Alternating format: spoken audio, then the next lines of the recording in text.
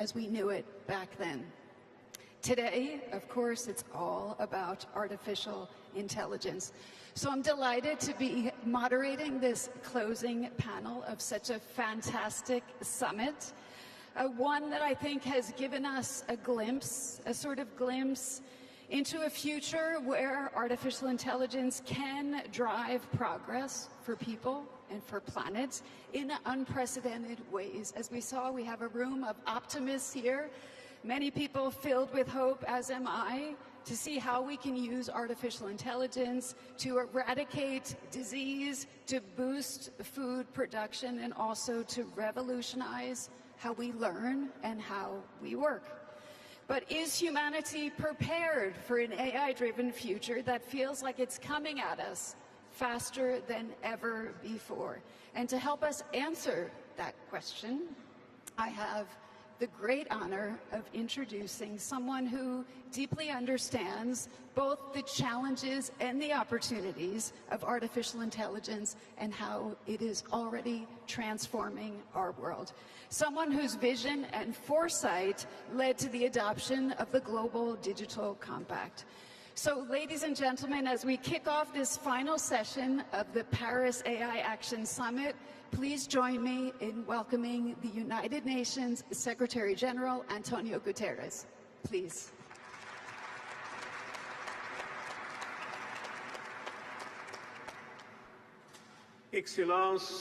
Excellencies, dear friends, let me begin by thanking President Macron and Prime Minister Modi for convening this AI Action Summit.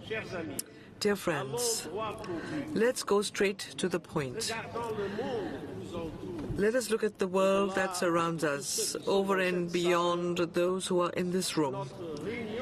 Our meeting poses a fundamental question about our collective relationship with artificial intelligence. Are we ready for the future? The answer is easy: no. We may not even collectively be ready for the present.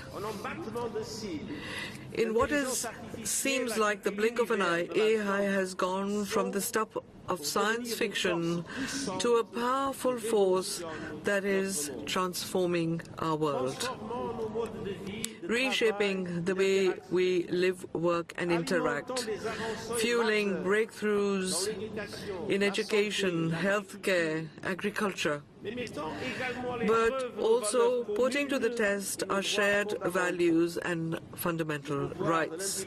The power of artificial intelligence carries immense responsibilities. Today, that power sits in the hands of a few.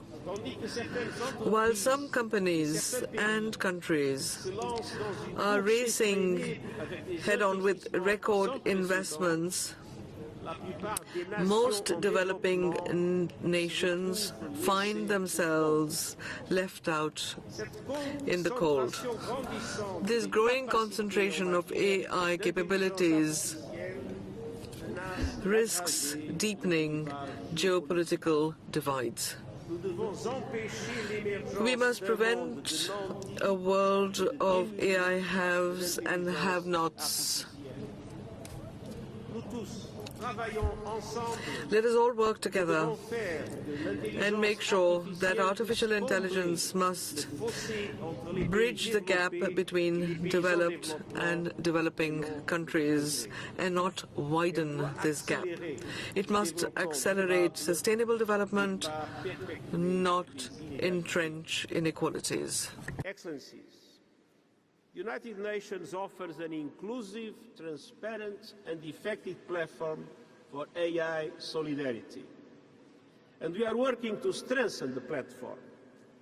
The Global Digital Compact, adopted at the Summit of the Future, established the first universal agreement on the governance of AI. It brings the world together around a shared vision, one where technology serves humanity, not the other way around. The creation of an independent international scientific panel on AI will be centered to translating this vision into reality. By pooling global expertise, the scientific panel will promote a common understanding of AI risks, benefits, capabilities and opportunities, and help bridge knowledge gaps. I urge everyone to support the creation without delay, shaping the future of AI. Through the global dialogue, we can align governance efforts around the world and reinforce their interoperability, uphold human rights in AI applications, and prevent misuse.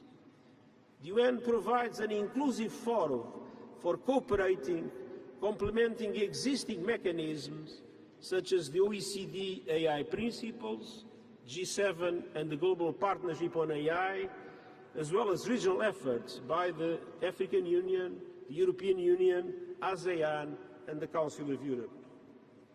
And I am confident that discussions at this summit will help enrich this dialogue.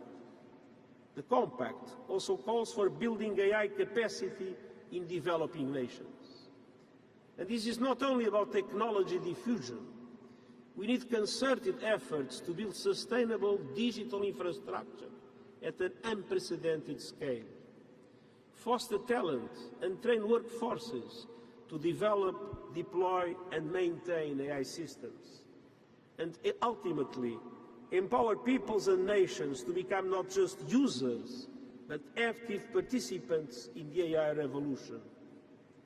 A global AI capacity building network, as proposed by a high-level advisory body on AI, is an economic necessity and a moral imperative. Today's launch of Current AI, a public interest partnership, is an important contribution. I will soon present a report on innovative voluntary financing models and capacity building initiatives to help all countries harness AI as a force for good.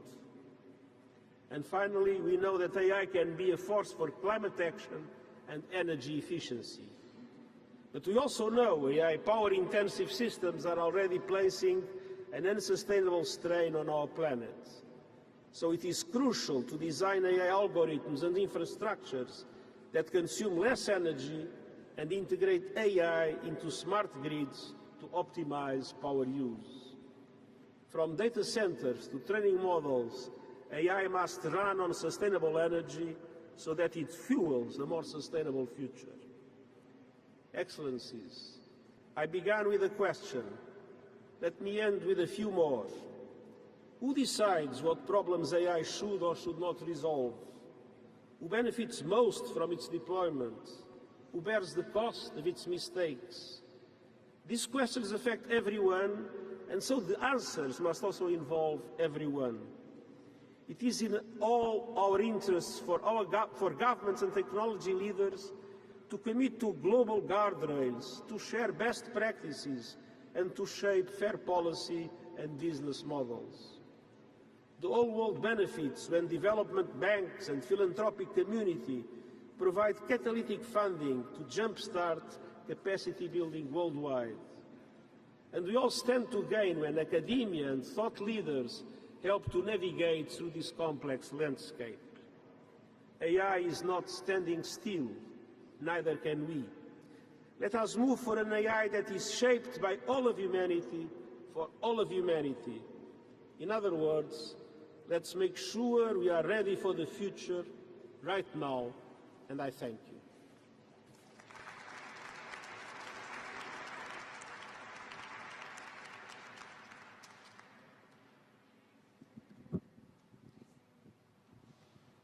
Secretary General.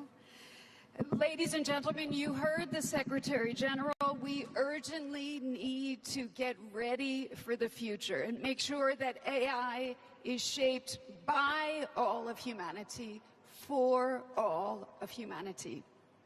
To help us do that, I'm joined by an incredible group of 3 panelists, and I'd like to introduce them to you now. We have to my right His Excellency Prime Minister Orpo, the Prime Minister of Finland. To my left, we have Dr. Fatih Birol, the Executive Director of the International Energy Agency. And back to my right, we have Madam Soo-yeon Choi. She is the CEO of Naver, South Korea's largest internet company and provider of digital services, from search to robotics, cloud solutions, and of course, AI. So, Prime Minister, let me start with you, and if you could share with us some of the challenges, some of the opportunities you have seen in Finland to try to scale artificial intelligence so that it benefits all. Prime Minister, over to you. Thank you so much. Your Excellencies, let me first extend my thanks and congratulations to President Macron and the government of France for making this summit reality, and also to Prime Minister Modi co-hosting this very important summit. This is a landmark effort for building consensus on global cooperation on artificial intelligence, and it is an achievement already how you are gathered, so many of us here. And I want also to recognize the important role that the United Nations plays in building global consensus on these matters. Thank you very much for your speech, Secretary General. As the Prime Minister of Finland, I saw huge potential on AI, potential to strengthen our welfare and security, to boost sustainable economic growth. But as a first answer to your question, how have we solved the challenges in scaling the use of AI in Finland? So we have invested in the infrastructure we need to harness the benefits of AI. In Finland, we have decided already years ago that AI is a national top priority for us. It is also top priority to my government. In Finland, we like concrete actions, and we have increased our already high public investment to research and innovation during my government. We are going to reach 4% of GDP by 2030. As the field of AI is developing rapidly, we have decided to keep investing in, first, enabling infrastructure, second, access to quality data, and third, world-class supercomputers. We are also building competence through attracting, educating world-class talent. Recently, we have invested additional funding to launch a European AI Institute in Finland. These issues should also be priorities for Europe. As we know, Europe as a whole is behind its key competitors, and we need to step up our game. We need to strike a balance between regulation and innovation and make sure that we don't create additional obstacles for the beneficial usage of AI.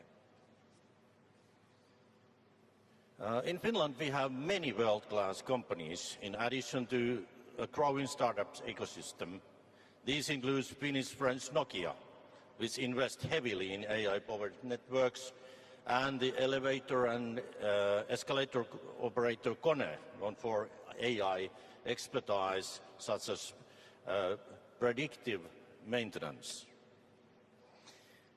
I see AI being closely connected with protecting rule of law and democracy.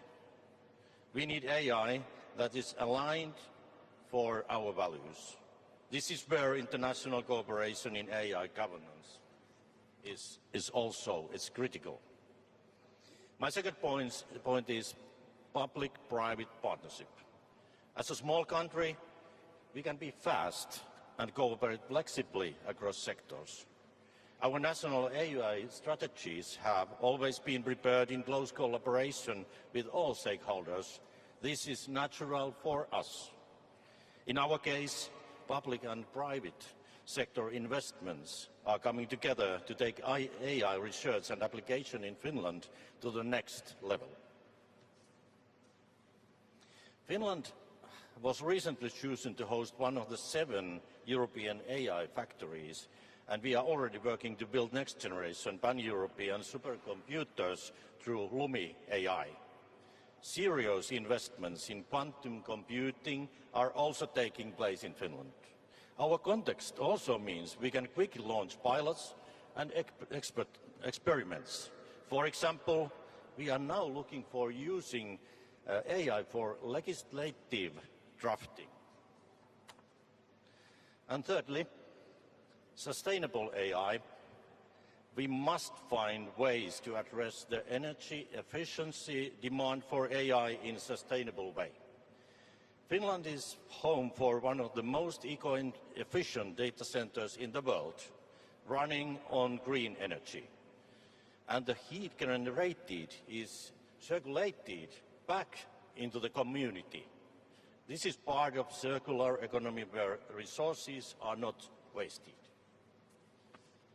And finally, Mr. President Macron and Prime Minister Modi, here you are showing the way forward, and it is very crucial for all of us that you are holding this summit here.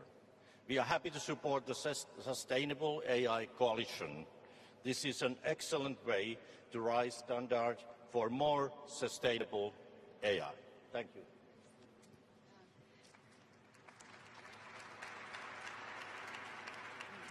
Thank you so much, Prime Minister. I appreciate the points, in particular about the public-private partnership, of course, the sustainability angles.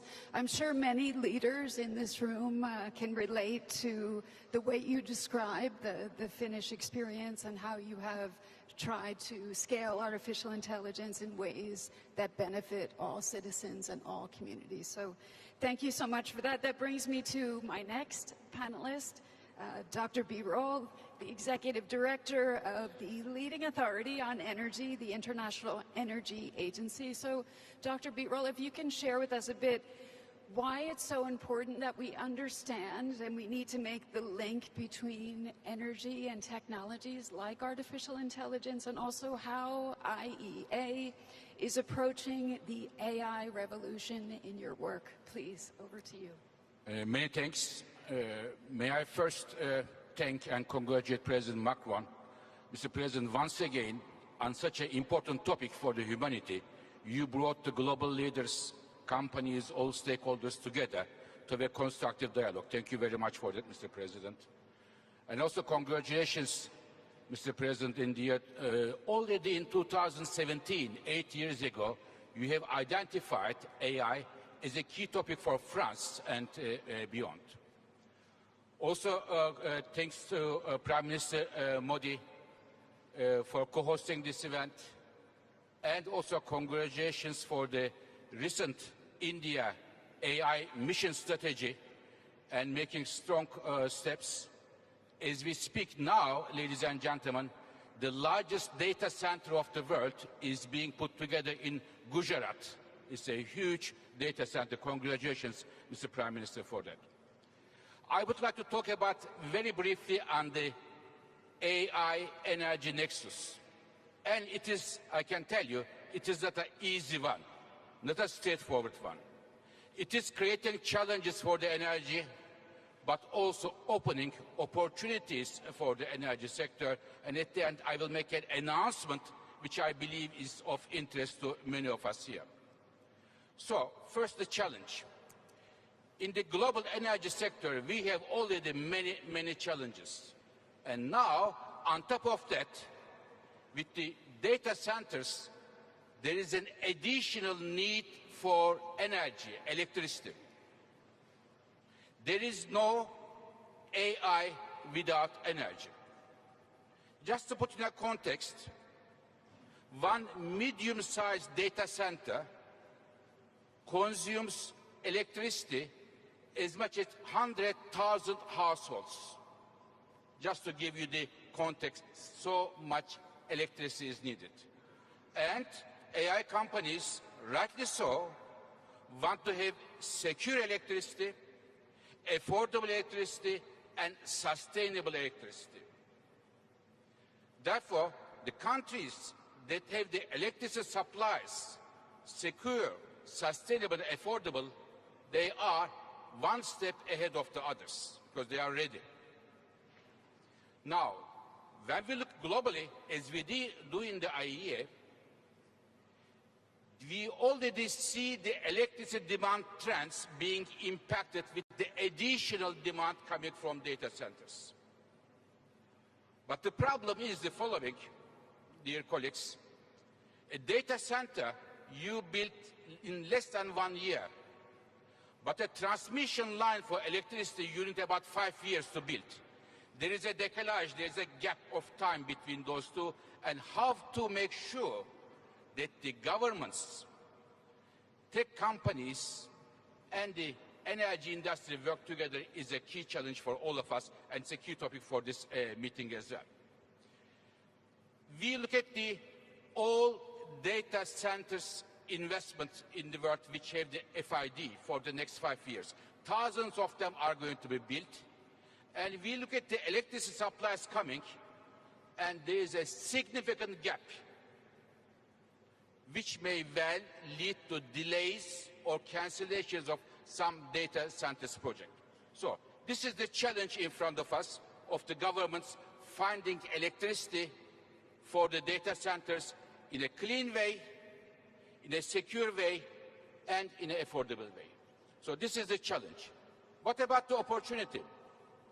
Now, AI accelerates the innovation in energy technologies. For example, battery chemistry, much cheaper, much more environmentally friendly, will come soon as a result of AI. We are going to see that AI, it is going to optimize our electricity systems and increase the efficiency, the grids, transmission lines, and the others.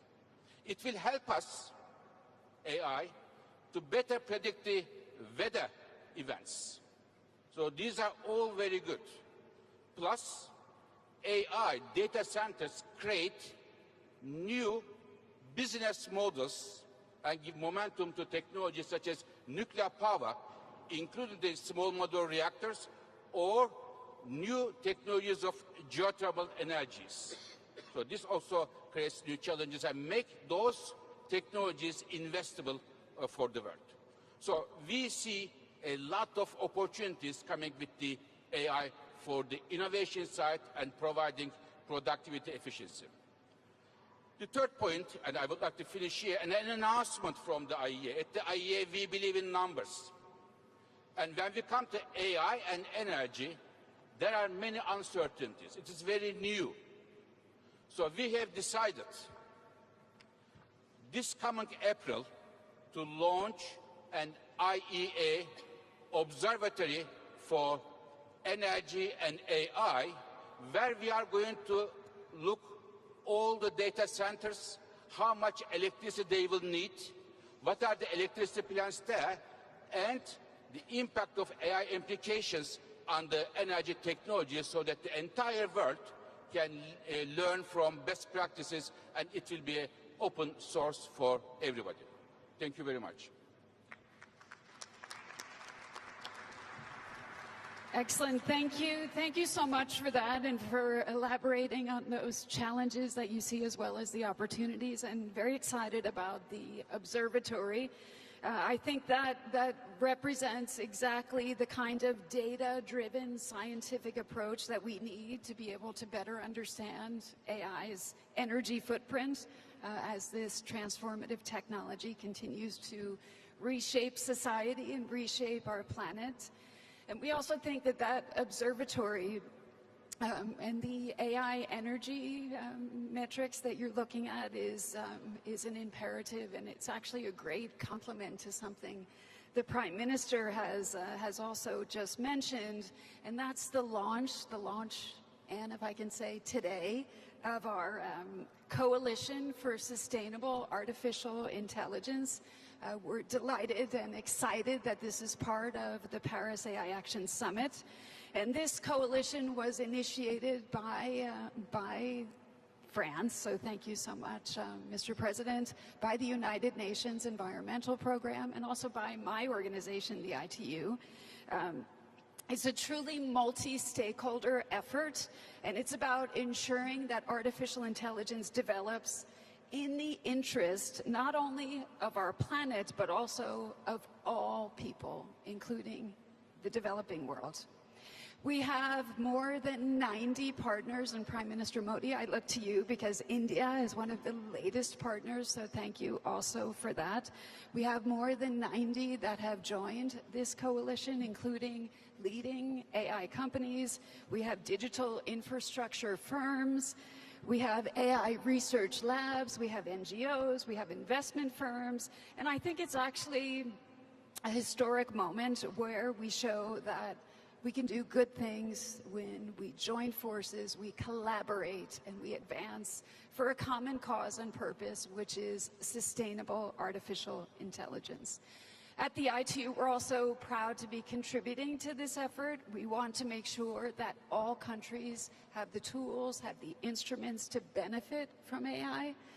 We're excited to bring our AI for Good platform also to the fore, where we're focused on skilling, we're focused on innovation as well. We have the CODAS work that we're doing that focuses on sustainability for digital services, and we're also working, of course, with our standards partners. We've heard standards mentioned this morning by many. So looking at sustainable AI standards and also advancing climate commitments through our Green Digital Action Initiative. I think it is quite a global effort. It spans all regions, and look forward to taking it further. And that brings me to my next and final panelist, who's also part of this coalition. So thank you, Soo-yeon Choi from NAVER, for being part of it. If you can share with us a bit on the sustainability piece, but also shifting a bit the conversation, how you're using AI to work at scale to enrich both culture and productivity. Over to you. So this is 12-1, so good afternoon, everyone. I'm Soo-yeon Choi, CEO of NAVER. So first, I'd like to express my gratitude for having me at this meaningful event. And for some of the audience that maybe is not so familiar with NAVER, I'd like to introduce about our company. NAVER is one of the few companies that has defended its domestic search market, hence its own leadership, without any other government intervention. We are also the third company globally to develop our own hyperscale AI model. We are go-to service for the majority of the population in Korea, with users in globally. We started our company as a search engine 25 years ago, and our services have expanded to social media, commerce, fintech, content, and cloud as well. This is very interesting. Today's topic, are we ready for the future? It is the question. It is all of our employees has it in our mind, because we are not as big as global giant, but we successfully survive for now.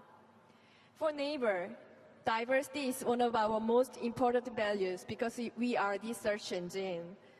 So if you ask me how we survived, I can answer that because we are always serious we have our own digital ecosystem.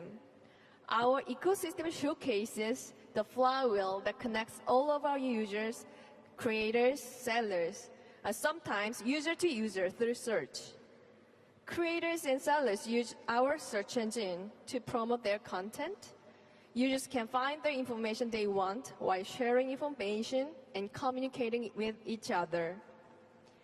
Since the very beginning of our history, when we didn't have enough Korean documents, you can imagine. And we don't have enough Korean documents compared to English, and we have to compete against global search engines by providing one specific to the Korean language. So that's why we especially try to find solution to the Korean web, where there weren't enough digitalized documents. Along the way, we realized that what people are looking for is not websites, but information, especially real-life information. And that's how we began to create our own digital ecosystem. For instance, Naver created a service where user can ask a question and have it answered by another user. The outcome of such engagement among users was integrated with our search and became meaningful information for many people in Korea. We continue to learn this kind of services that connect users, so their contents and information can be connected the world through search. We believe this kind of our efforts continue in the age of AI, where AI is changing search and the content platform and user experience paradigms. Questions and answers to numerous information, posts that deliver daily tips, and unique products from sellers, these contents are what we recreate with AI as everyday tools for users. Our AI will be a tool that connects users, creators, and sellers in a more refined way. AI-enabled search will allow users to enjoy content by various creators that aligns with their intent. Using AI, we are building a search tool that identifies more information comprehensively. This tool also lets users connect more deeply with content that suits their intents and interests. We are also applying AI to commerce to help users discover stores and products by a wider range of sellers. By understanding users' underlying intent and context, AI will recommend products their users really want. This is expected to create a commerce platform where various tastes and personalities coexist and are actively connected. And we have a very interesting service named Webtoon, which is online comic manga platform with stories, plots, and productions. AI curator plays an important role. It recommends titles by identifying what users like, which helps them discover more genres and stories. In addition, AI will be a tool that unlocks the potential of users, creators, and sellers, and help them grow. Creators on Webtoon can use their AI Painter tool. With the help of this tool, they can focus on creative stories or detailed sketches. On the commerce platform, sellers run their business with AI-enabled marketing, customer service, and product display solutions. This helps them focus more on essential work, such as product development. We own key fundamental AI techs and large-scale services used by millions of users. That's how we gained our know-how and experience to create and develop a flywheel that can bring bigger opportunity to the digital ecosystem in Korea. Recently, we've seen possibilities of developing high-performance AI models more efficiently.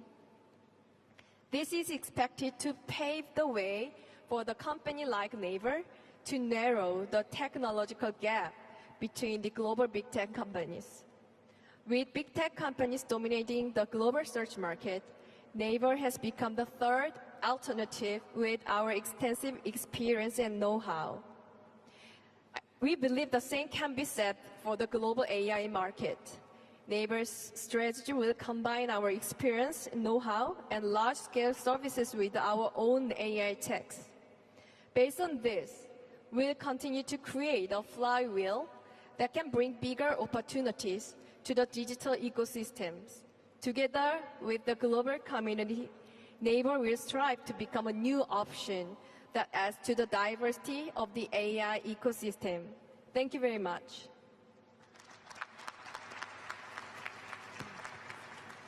Thank you. Thank you so much for sharing the Naver story and how you leverage the local context to create such a thriving digital ecosystem. Thank you for that. So, ladies and gentlemen, we started this session with a question. Are we ready? The UN Secretary General made it very clear we must be. And I want to thank my three panelists. Thank you for sharing how we can get there and how we can do it sustainably. Thank you for that. I think with countries like Finland that are already adopting and scaling artificial intelligence with an inclusive, iterative, agile approach to innovation, with international organizations like IEA bringing essential data and analysis to help inform the global dialogue on energy and artificial intelligence, and of course with companies like Naver, making sure that AI is actually relevant to local markets, to cultures, because that's how we can make sure that no one is left behind in this AI revolution. Most of all, we need the international multi-stakeholder cooperation. I think that's something that's also been shown in our Coalition for Sustainable Artificial Intelligence.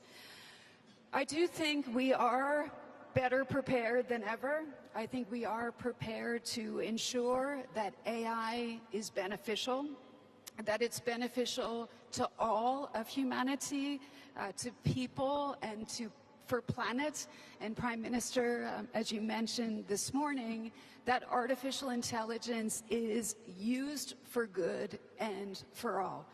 So with that, ladies and gentlemen, thank you very much, and I hand back to Alessandra. Over to you. Thank you, Doreen, and thank you for that great recap of the second session. Well, all that remains then is for the last word, and the last word goes to our host, President Macron.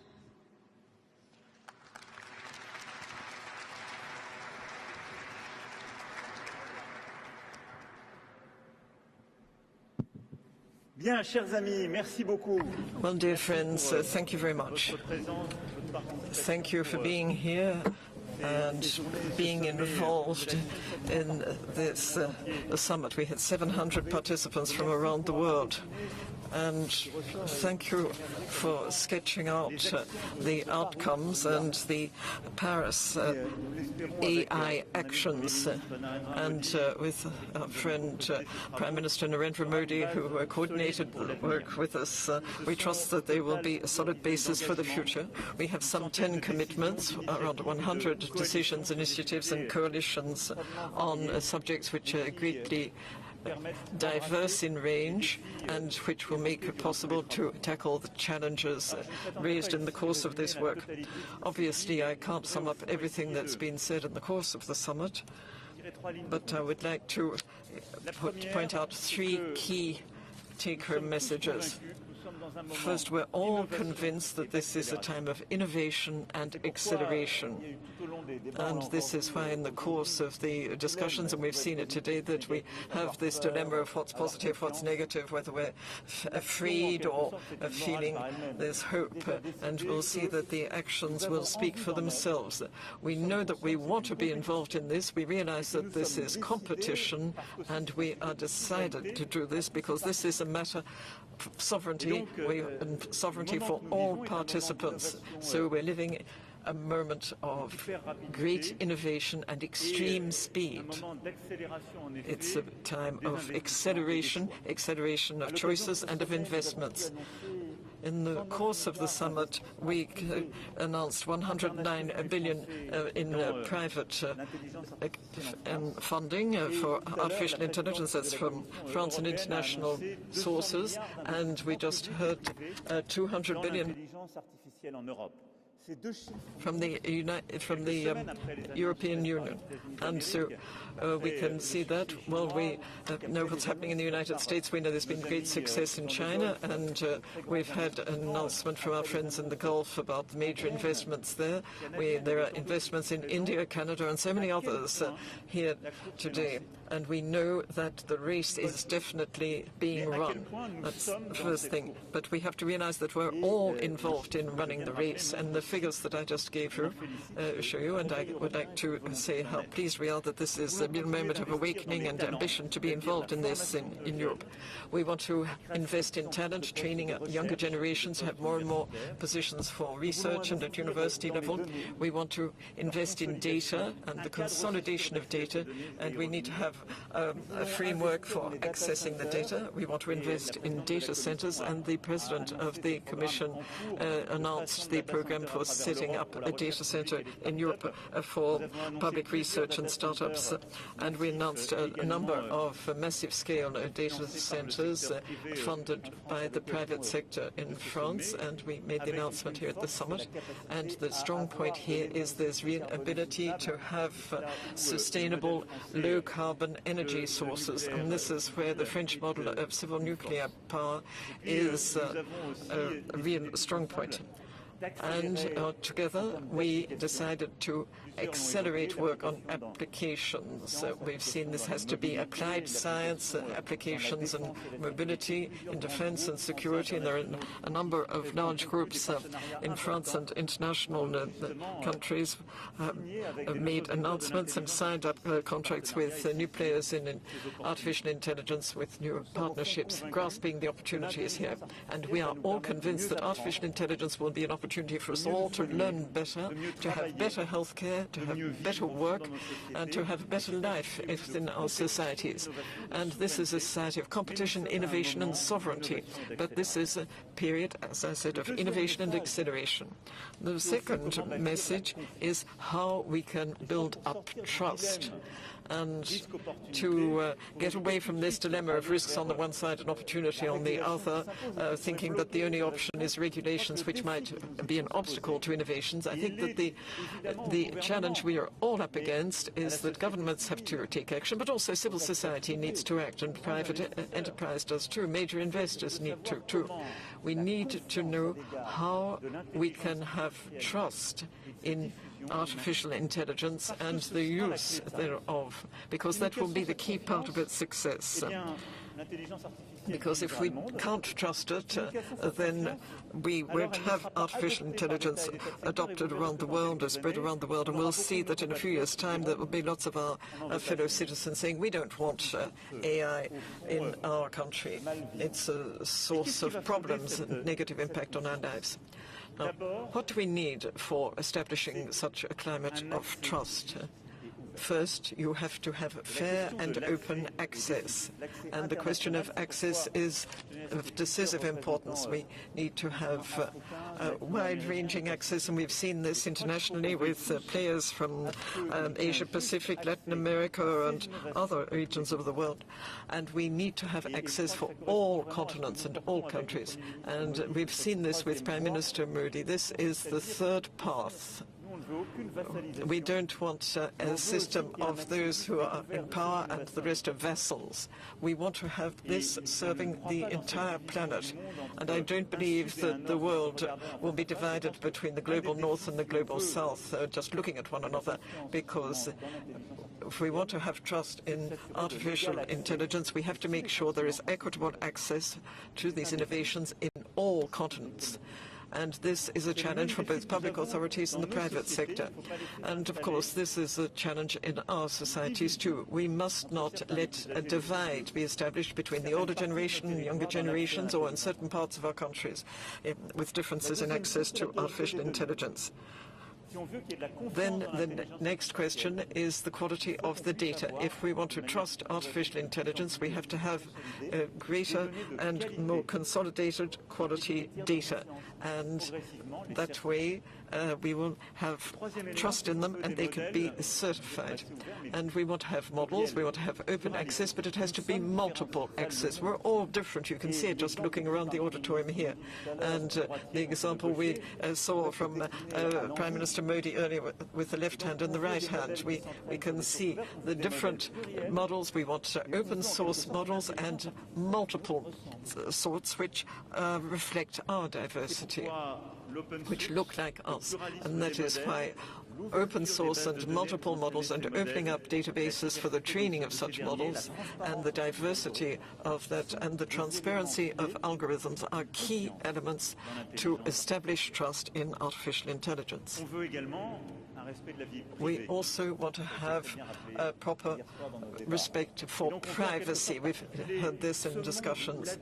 And we are here in a world where data is so open and we can accelerate innovation with it, but there has to be proper protection of privacy. And so we need to have a framework to establish trust so that each citizen has the assurance that their privacy is protected. We want a trust framework so that we can make a distinction between deep fakes and proper information. We want a framework that will protect our authorities from cyber attacks and means that we can have a calm environment to work with AI. We want a framework to have proper respect for creativity.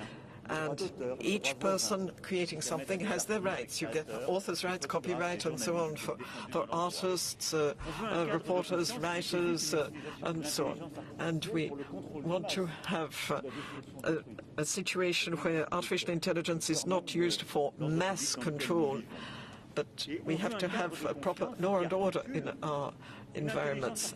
We have to have proper arrangements because artificial intelligence needs so much energy, and yet we want to protect our planet and biodiversity. So we have to foster artificial intelligence which will find low-carbon electricity and more frugal models which will make it possible for us to use less energy. Now, what I'm sketching out here are what we could call the commons or the pillars, and they're not other people's problems, and they shouldn't be seen as a problem which innovators are just referring to someone else who would have to deal with them. These are inbuilt problems. They are part and parcel of artificial intelligence, and this is what means that we will be able to trust or not trust artificial intelligence when it becomes part of our lives, our countries, and our population, and we need to have that so that there can be international order. So this concept of trust and some of the basic paradigms that I've just mentioned are the framework that we need and must work with. We've launched the first coalitions, and we have concrete actions. We've got the current AI Foundation, which is a response, and we've got 400 million euros which have already been committed, and France is going to be contributing some 100 million euros, and I would urge you all to be part of this. And you could say it's a public-private partnership, and it will be an answer to this question of trust. And then there's the question of data. We need to have the trust so that we know what type of data there is, what security they have, and what quality the data is. We need to have sustainable AI, and that's going to be part of the whole question of trust, and that's going to give us transparency so that public and private players can be involved. We've also decided on observatories for both social issues and energy issues, and this is the framework which means we'll be able to look at issues such as climate and also accessibility and cover of access to artificial intelligence. So these are the foundations that we've set next to the acceleration so that AI can become become a source of trust. And basically, it will be what we could call shared or common order. And this brings me to my last argument, and this is that we must defend our way of life, a multilateral way of life, a multiple way of expressing artificial intelligence. 7 years ago, with Prime Minister Trudeau, under the auspices of the G7, which Canada chaired, we launched the Global Partnership on Artificial Intelligence. And it's now housed with the OECD, and we can see the dialogue. There are some 44 countries. There are 44 countries at the moment. Will be some 60 in the very near future. And we are working on standards. There are standards with players from different backgrounds and different cultures. The United Nations has the digital compact. The Global Digital Compact, and we've got the Secretary General here mentioned it, and we've got UNESCO, the Francophone Organization, the Council of Europe, and their different areas have worked on this, and we know that these are key organizations, and we can see that in these different organizations, as we can see in this summit here, that we have international governance of artificial intelligence. And this means that on the basis of actions and coalitions which we have now launched, will make it possible for us to consolidate the elements needed for us to have trustworthy artificial intelligence at this period of acceleration and innovation, and we will be able to set the rules, because we do need these rules. We need it for AI to move forward. This is not being wary of artificial intelligence, it's not running counter to innovation, but it's looking to the future so that we can have an international area where we will avoid our efforts being fragmented. So these are the ideas that I wanted to share with you. And we believe in innovation, we believe in acceleration, we believe in investment, and we also want to have AI which we can consider trustworthy and which will unite the international community. And I would like to conclude with some words of thanks to all of you who have worked on this and the foundations of this joint weather. I would like to thank Anne Bouvereau, the special envoy for this summit, and she did the work on all 5 continents there. Thank you to her and her wonderful team, Martin Tisney, Sanat Kousen, Roxana Vasa, Guillaume Poupin, Henri Verdier, Axel Mermedine, and Chloé Goupin, who is the Secretary General of the summit, which has been perfectly organized. Thank you to the ministers, and thank you to the Grand Palais, the Palais de la Découverte, which hosted us here. And thank you one and all for being here. And in conclusion, I would like to invite my friend, Prime Minister Narendra Modi, to come up and say a few words and to make a major announcement. Prime Minister.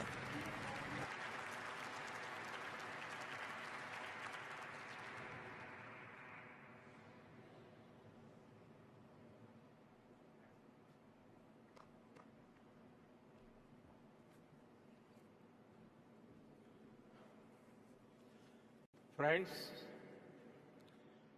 today's discussions have brought one thing. There is unity in vision and unity in purpose across stakeholders.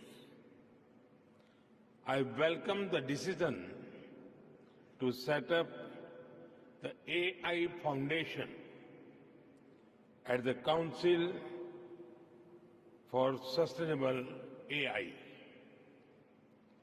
I congratulate France and my dear friend President Macron for these initiatives and assure our full support. We must also make the global partnership for AI truly global in nature. It should be more inclusive of the global South and its priorities, concerns, and needs. To build on the momentum of this Action Summit, India would be happy to host the next summit. Thank you.